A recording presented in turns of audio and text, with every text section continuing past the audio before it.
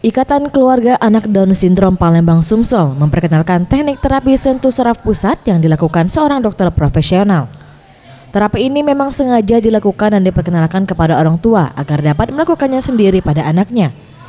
Terapi ini digunakan untuk memberikan rangsangan agar anak dapat bergerak aktif serta mencegah keluhan sakit perut tanpa harus mengkonsumsi obat.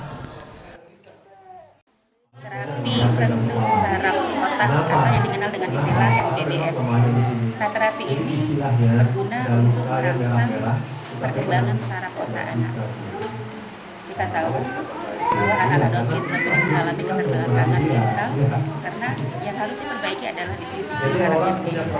Saya sangat antusias sekali karena ini tidak hanya dari area Palembang saja, melainkan dari juga area Sumatera Selatan seperti dari Banyuasin, ada juga dari Jember, ada yang dari Timur, ada dari Malaysia.